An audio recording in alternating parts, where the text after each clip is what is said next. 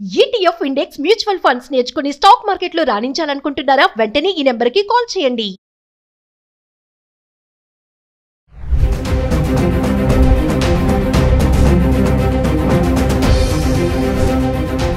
Suman TV ప్రేక్షకులకు నమస్కారం.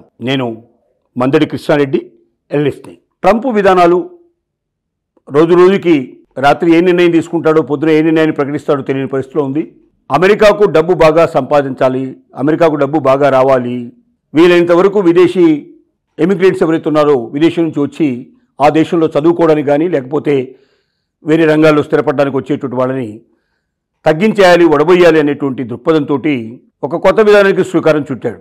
మామూలుగా వీసాకు $185 కట్టినట్టయితే, వీసా ప్రాసెసింగ్ ఫీజు కట్టినట్టయితే మనకు అది వరుసలో ఎప్పుడో మనకు వస్తుంది టైం. అది ఒక నెల రోజుల నుంచి ఒక సంవత్సరం లోపల ఎప్పుడైనా రావడానికి అవకాశం ఉంటుంది. ఇంటర్వ్యూ డేట్ వస్తుంది, ఇంటర్వ్యూ డేట్ నాడు మనం అటెండ్ అవుతాం. ఆ రోజున మనం మన అదృష్టాన్ని పరీక్షించుకొని అన్ని రకాలుగా పరీక్ష చేసే అధికారిని సాటిస్ఫై చేసినట్టయితే మనకు వీసా వచ్చే అవకాశాలు ఉన్నాయి. కానీ ఆ వీసా అప్లై చేసిన వాళ్ళ సంఖ్య లక్షల్లో ఉండటం వల్ల తొందరగా వీసా ప్రాసెస్ పూర్తి కావాలి అనుకున్నట్టయితే ప్రీమియం ప్రాసెసింగ్ ఫీజు అని $1000తో ఒక కొత్త స్కీమ్ను ప్రారంభించాడు.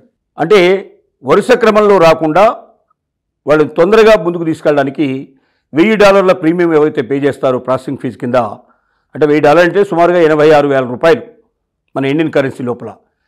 ఈ 86,000 రూపాయలు పే చేసే వాళ్ళని ముందు వరుసలో తీసుకొస్తారు. అంటే చాలా కొద్దిమంది అవుతారు, ఎక్కువ మంది కాకుండా కొద్దిమంది అవుతారు. కాబట్టి తొందరగా వాళ్ళకి మరి వీసా పరీక్ష చేసేటువంటి గడువు వాళ్ళు పిలుస్తారు. ఆ డేట్ నాడు వెళ్ళాలి.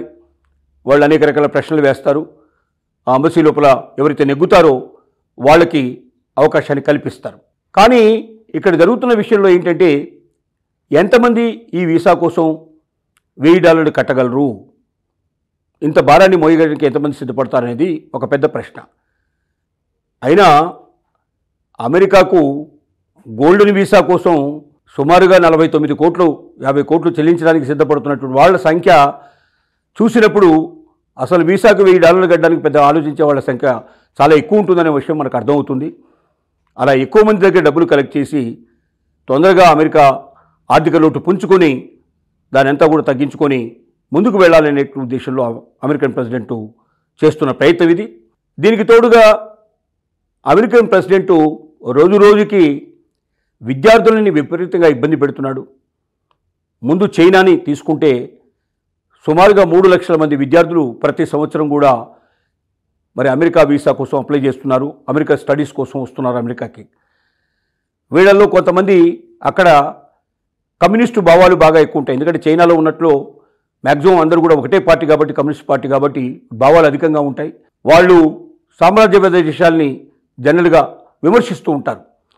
మరి అమెరికా సామ్రాజ్యవాద దేశం కాబట్టి, మరి చైనా కమ్యూనిస్టు దేశం కాబట్టి అమెరికాను విమర్శించడం అనేది సర్వసాధారణమైన విషయం, అమెరికన్ పాలసీని విమర్శించడం అనేది సర్వసాధారణమైన విషయం.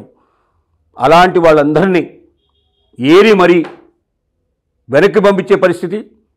అలాగే వీసా కోసం ఎవరైనా అప్లై చేసుకుంటే దాంట్లో కూడా వాళ్ళని ఏంటంటే వాళ్ళ యొక్క సోషల్ మీడియా మొత్తం చెక్ చేసి, వాళ్ళ వాట్సాప్లు కానీ, వాళ్ళ మెయిల్స్ కానీ, వాళ్ళకి సంబంధించినటువంటి ఇంకా ఏమున్నాయో అన్నిటి ట్విట్టర్స్ కానీ, ఎక్స్ కానీ ప్రతి ఒక్కటి చెక్ చేసి, ఇన్స్టాగ్రామ్ కానీ అన్నీ చెక్ చేసి దాంట్లో ఎక్కడైనా సరే అమెరికాను కానీ, అమెరికా మిత్ర దేశాలు కానీ, లేక అమెరికా సిద్ధాంతాలని కానీ, లేదా సామ్రాజ్యవాద సిద్ధాంతాలను కానీ ఎవరైనా సరే విమర్శించినట్టు కనబడితే వాళ్ళని వెంటనే వీసా దరఖాస్తు రిజెక్ట్ చేయడం, వాళ్ళని వెనక్కి పంపించడం జరుగుతోంది.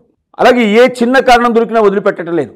ఇలాగా భారతదేశం నుంచి వెళ్ళిన విద్యార్థులు, చైనా నుంచి వెళ్ళిన విద్యార్థులే కాదు, ప్రపంచ దేశం లోపల అన్ని దేశాల నుంచి అమెరికాకు వీసాకు అప్లై చేసిన వాళ్ళందరిలో కూడా సోషల్ మీడియా చెక్ చేయకుండా వీసా మంజూరు చేయబడదు అని చెప్తున్నారు.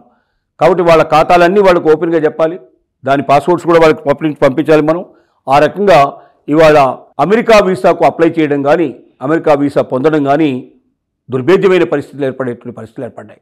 ఇక ఉన్న వాళ్ళని ఎలా బయటికి పంపించాలనేది పెట్టి కేసులతో సహా పెట్టేసి ప్రతి కేసు వాళ్ళ మీద చూపించేందుకు ప్రయత్నం చేసి, ఏ చిన్న చిన్న కేసులు వాళ్ళు హైలైట్ చేసినా, ఏ చిన్నది ఇంతకుముందు గతంలో వాళ్ళ మీద ఏదైనా కేసులున్నా వాటిని సాగ్గా చూపించి వాళ్ళని బయటికి పంపించే ప్రయత్నం చేస్తున్నారు. ఇంకోటి హార్వర్డ్ విశ్వవిద్యాలయం అవుతుందో అక్కడ మనకు బాగా ఫేమస్ అయినటువంటి విశ్వవిద్యాలయం. ఆ విశ్వవిద్యాలయంలో వాటికి నిధులన్నీ కూడా స్టాప్ చేశారు. తద్వారా పేద విద్యార్థులకి స్కాలర్షిప్స్ పొందేటువంటి పరిస్థితులు మొత్తం పూర్తిగా నశించిపోయినాయి. దానివల్ల చాలామంది విద్యార్థులు వెనక్కి రావాల్సిన పరిస్థితి ఏర్పడుతుంది. రెండోది ముఖ్యంగా పార్ట్ టైం జాబ్ చేసుకునే వాళ్ళ మీద కత్తి పెట్టేశాడు. గతంలో పార్ట్ టైం చేసుకున్న వాళ్ళు కొన్ని గంటలు ఎక్కువ తక్కువ చేసుకొని మొత్తం మీద ఇక్కడ నుంచి ఇండియా నుంచి అమెరికా వెళ్ళడానికి కావాల్సినటువంటి సొమ్ము చేర్చుకొని అమెరికా వెళ్ళిపోయిన తర్వాత అక్కడ బతకడానికి ఏదో ఒక పార్ట్ టైం జాబ్ చేసుకుని బతుకుతా ఉన్న ధీమాతో వెళ్ళేవాడు. కానీ ఇప్పుడు అక్కడ ఏ రకమైన పార్ట్ టైం జాబ్ చేసుకునే అవకాశాలు కనిపించట్లేదు. ఏమాత్రం ఒక నిమిషం ఎక్కువగా పనిచేసినట్టు తెలిసినా కూడా వెంటనే వాళ్ళ వీసా రద్దు చేసి వాళ్ళు వెనక్కి పంపించి ఏర్పాటు చేస్తున్నారు. అసలు మనకు పార్ట్ టైం జాబ్స్ కోసం వెళ్ళడానికి ప్రయత్నం చేయడమే విద్యార్థులు మానుకొని రూముల్లో కూర్చొని ఒకసారి తిని ఒకసారి తినక నానా అగచాట్లు పడుతున్నట్టుగా బాధలు పడుతున్నట్టుగా మనకు తెలుస్తోంది. ఇలాంటి ఒక భయంకరమైన పరిస్థితి, భయానకమైన పరిస్థితి, ట్రంప్ ఏ రాత్రి ఏ నిర్ణయం తీసుకుంటాడో పొద్దుటికల్లా నిర్ణయం ఎలా వస్తుందో అని గడగడలాడిపోయే పరిస్థితులు ఏర్పడ్డాయి. ఇంతటి భయంకరమైన పరిస్థితులు అక్కడ ఏర్పడ్డాయి.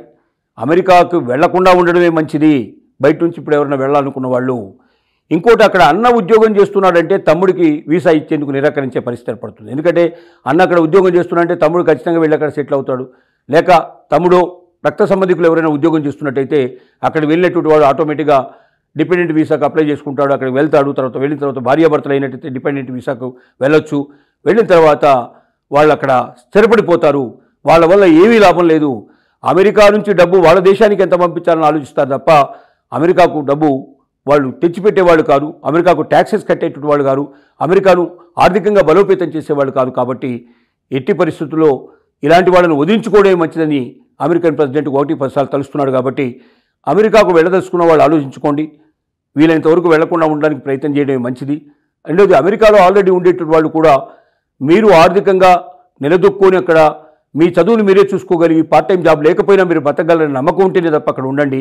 పార్ట్ టైం జాబ్ వస్తేనే మేము ఖచ్చితంగా బతుకుతామనేట్టు పరిస్థితి ఉంటే మాత్రం మీరు వెంటనే ప్రయత్నాన్ని మానుకొని వెనక్కి రావాల్సిందిగా కోరుకుంటూ, ఈ పరిస్థితులు ట్రంప్ ఉన్నంతకాలం ఉంటాయి. ట్రంప్ తర్వాత కూడా ఇది కంటిన్యూ అయినా మనం ఆశ్చర్యపడాల్సిన అవసరం లేదని తెలియజేసుకుంటూ ప్రతి ఒక్కరు కూడా జాగ్రత్త పడాల్సిందిగా మరొకసారి హెచ్చరించుకుంటూ మీ